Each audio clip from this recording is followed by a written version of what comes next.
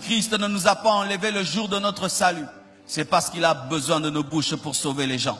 Il a besoin de nos pieds pour aller là où il serait allé s'il était là physiquement. C'est à nous de continuer ce qui n'a pas fini et d'aller prêcher Christ là où il n'est jamais arrivé. Et une précision est donnée. Qui ira pour nous? On ne dit pas qui ira pour lui. Car des fois, lorsque nous allons prêcher les âmes, nous n'allons pas pour nous. Tu es fils de cette église. Ne va jamais prêcher pour l'argent. Ne va jamais pour la gloire. Ne va jamais pour te faire connaître que tu connais la Bible. C'est comme quelqu'un, tu es malade et le médecin, au lieu de te sauver, il veut te montrer qu'il a un grand diplôme. Est-ce que tu as besoin du diplôme du médecin ou tu as besoin qu'il puisse te sauver?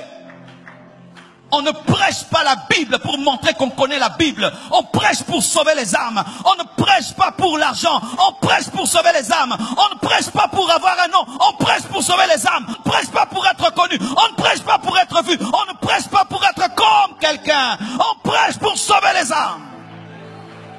La motivation doit être Dieu pour lui. Qui ira pour nous, pas pour lui-même. Qui ira à notre place? Ça veut dire, lorsque tu prêches, il faut qu'on sente que c'est Jésus qui prêche. Qui ira pour nous et qui parlera comme nous? Lorsque tu parles, les gens doivent sentir que c'est l'Esprit de Dieu qui t'anime. Et je vous assure, le cœur de l'homme ne reste jamais insensible au véritable message de l'évangile. Même s'il ne croit pas maintenant, la sémence de la parole est tellement puissante qu'elle peut porter du fruit même après 10 ans. Dieu ne te demande pas de convertir les gens. Dieu te dit de proclamer la parole. Et ce soir, le Saint-Esprit est en train de chercher des gagneurs d'âme. Je vois des écoles qui seront bouleversées. Je vois des universités qui seront bouleversées. Je vois des quartiers qui seront bouleversés. Je vois des avenues qui seront bouleversées. Je le vois au nom de Jésus, je vois le bouleversement. Si tu pouvais dire ce que tu as, si tu pouvais annoncer ce que tu connais, si tu pouvais dire ce que tu connais, il y aurait tellement d'hommes qui seraient sauvés. Il y a une grande moisson d'âmes dans ta bouche. Une grande moisson d'âmes dans ta bouche. Tu vois ta bouche que tu négliges. Ce n'est pas une bouche, c'est une moisson.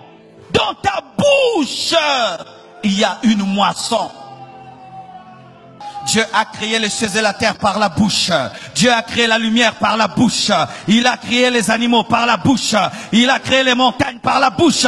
Et ta bouche peut créer un réveil. Ta bouche peut créer un réveil. Je dis ta bouche peut créer un réveil. Wesley avait une bouche, Finney avait une bouche, Paul avait une bouche, Pierre avait une bouche, les apôtres avaient une bouche, Heidi Nabal avait une bouche, Vernon avait une bouche. Ils n'ont utilisé que la bouche. Lorsque je vois des païens qui ont chanté des musiques, ils ont même influencé des générations. La manière de s'habiller, la manière de parler, rien que par leur bouche. Mais toi, dans ta bouche, il y a le Saint-Esprit. Si tu pouvais comprendre cet instrument puissant qui est ta bouche. Mais le diable veut te la fermer. Tu ne fermeras plus ta bouche. Tu parleras désormais. Tu ne fermeras plus ta bouche. Tu parleras désormais. Je dis que tu ne fermeras plus ta bouche. Tu parleras désormais. Tu annonceras. À partir de ce jour, tu annonceras.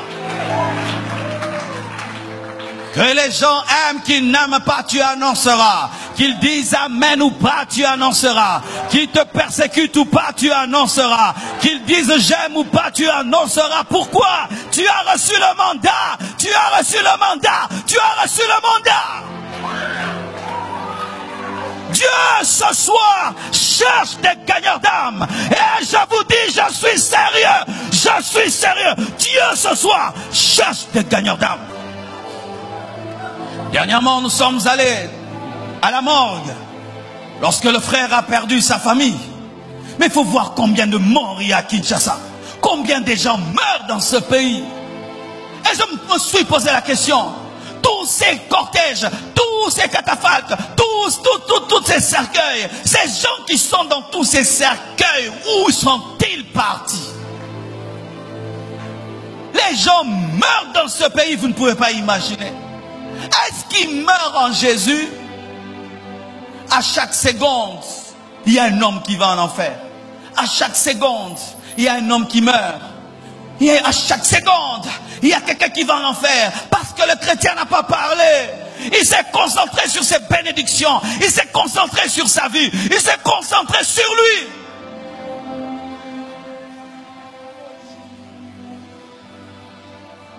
Si Paul,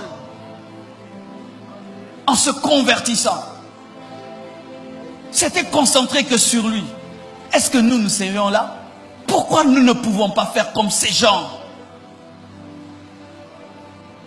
Comment peux-tu avoir le sommeil, mais tu sais que tu ne gagnes personne à Dieu? Comment peux-tu avoir la joie? Comment tu peux avoir la paix?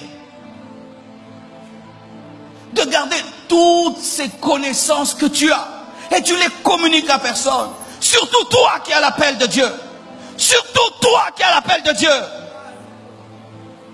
Surtout toi qui as entendu vraiment la voix de Dieu. Tu as reçu des visions claires que tu as l'appel de Dieu. Dieu te jugera au dernier jour. Dieu te jugera. Je te dis, il te jugera. Pourquoi vous pouvez être aussi distrait? Un appelé de Dieu, il cherche que les choses de ce monde. Il cherche que les choses de ce monde. Dieu t'a appelé à ça. Dieu t'a appelé à ça. Moi, je commence à chercher une voiture, une voiture. Moi, Dieu m'appelle à une voiture. Dieu m'appelle à une maison. Dieu m'appelle à des amis. Je te dis, si tu ne réponds pas à l'appel de Dieu et tu ne gagnes pas les âmes, Dieu te demandera le sang de ces peuples et de cette génération. L'église est remplie de déserteurs. L'église est remplie de déserteurs, des déserteurs, des déserteurs. Pendant que les sectes grandissent, l'occultisme grandit, le péché grandit, l'homosexualité, le mal est en train de grandir. Que Dieu te sorte de ton sommeil, qu'il te sorte de ta lourdeur, qu'il te sorte de ta distraction, qu'il te sorte de ça, qu'il te sorte de là. Tu dois sortir de là. Et Jésus dit pour la 4e personne, dans Jean 4 verset 23, c'est l'un des plus grands enseignements sur l'adoration. Et il n'a pas donné cet enseignement à une foule, il donne l'enseignement à une femme samaritaine. Il dit, mais l'heure vient et elle est déjà venue. Si en ces temps-là, l'heure était déjà venue, maintenant ces temps-ci, il a dit ça avant même que vienne le Saint-Esprit. Il a dit ça avant de mourir à la croix. Il a dit ça avant de ressusciter. Mais l'heure vient, elle est déjà venue, où les vrais adorateurs adoreront le Père en esprit et en vérité.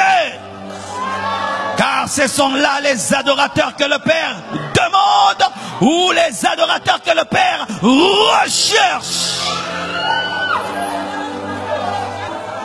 Dieu cherche la 4e personne dans cette salle, un adorateur. Dieu recherche dans cette salle un adorateur. Dieu recherche dans cette salle un adorateur. Il cherche quelqu'un qui va l'aimer plus que l'argent.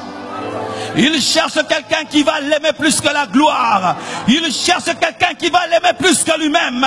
Il cherche quelqu'un qui va l'aimer plus que la bénédiction. Il cherche quelqu'un qui va l'aimer plus que l'accomplissement de la promesse. Il cherche quelqu'un qui va l'aimer plus que lui-même. Il cherche quelqu'un. Dieu est à la recherche d'un homme qui dès le matin lui dit je t'aime. Un homme qui avant de dormir lui dit je t'aime. Dieu est à la recherche d'un homme qui vit dans la sainteté afin de le plaire. Et si Dieu cherche, c'est parce qu'il n'y a pas beaucoup. Chanter, ce n'est pas toujours le signe que tu es un adorateur. Danser, ce n'est pas toujours le signe que tu es un adorateur. Frères et sœurs, Dieu cherche des vrais adorateurs. Des gens qui disent tu es saint, il vit dans la sainteté. Il dit tu es puissant, il croit en la puissance de Dieu. Il dit tu es fidèle, il croit que tu es fidèle. Des gens qui ne s'approchent pas de la main de Dieu, mais qui s'approchent de son cœur, qui s'approchent de son visage, au lieu de rechercher toujours la main de Dieu. Des gens qui restent constants, même dans les temps difficiles, parce que lui n'a pas cru pour des bénédictions. Il a cru parce qu'il aime Dieu. Des hommes qui sont amoureux de Dieu. Des hommes qui sont amoureux de Dieu. Comme s'ils l'ont déjà vu. Comme s'ils l'ont déjà touché. Des hommes qui respirent Dieu. Des hommes qui sont incapables de vivre sans la présence de Dieu. Incapables d'être heureux sans la présence de Dieu. Ils cherchent un pécheur. Ils cherchent un intercesseur. Ils cherchent un gagneur d'âme. Et ils cherchent un adorateur.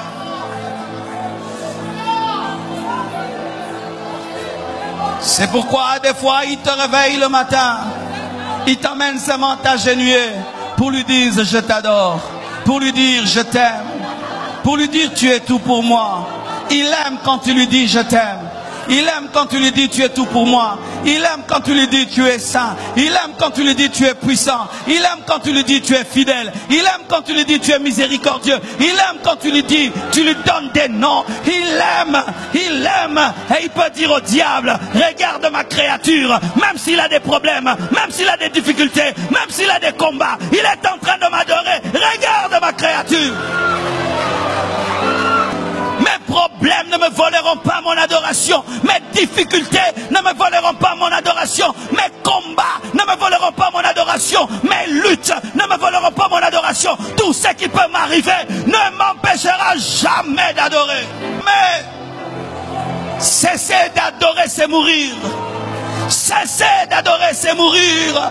Cesser d'adorer, c'est mourir. Vaut mieux mourir que d'arrêter d'adorer. Vaut mieux mourir que d'arrêter d'adorer. Vaut mieux mourir. Mon message est fini. Adore le Seigneur.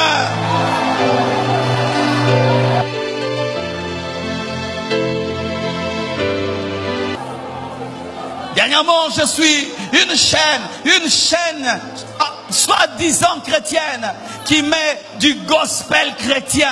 Et je suis les clips mondains. Tu sens des chrétiens qui dansent en pensant aux païens. Ils chantent en pensant aux païens. Tu sens une adoration mondaine. Ils font des clips pour être des stars, pour ressembler à des musiciens païens. Dieu ne cherche pas ça.